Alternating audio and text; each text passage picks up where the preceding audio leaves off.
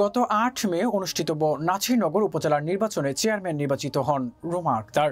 ঐতিহ্যবাহী বিদ্যাপীঠ হরিণবেড় শাহজাহান উচ্চ বিদ্যালয়ের বিদ্যালয় পরিচালনা কমিটির সদস্যবৃন্দ নবনির্বাচিত উপজেলা চেয়ারম্যান রোমা আক্তারকে ফুলের তোড়া দিয়ে শুভেচ্ছা জানান। বিস্তারিত দেখুন নাছিরনগর নিজস্ব প্রতিনিধি মোহাম্মদ আসকির উদ্দিনের প্রতিবেদনে।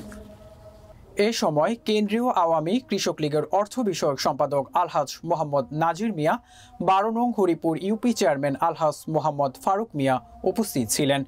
এছাড়াও উপস্থিত ছিলেন হরিণবেড় শাহজাহান উচ্চ বিদ্যালয়ের ভারপ্রাপ্ত প্রধান শিক্ষক মোহাম্মদ মুস্তাক উদ্দিন আহমেদ, হরিণবেড় শাহজাহান উচ্চ বিদ্যালয়ের ম্যানেজিং কমিটির সভাপতি শিরিন আক্তার চৌধুরী, অভিভাবক সদস্য মোহাম্মদ জাকির হোসেন, অভিভাবক সদস্য আনোয়ার হোসেন চৌধুরী, অভিভাবক সদস্য রাহেলা বেগম, শিক্ষক প্রতিনিধি মোহাম্মদ আবুল হাসান, শিক্ষক প্রতিনিধি আসমিনা ইসলাম মায়াসহ অনেকে।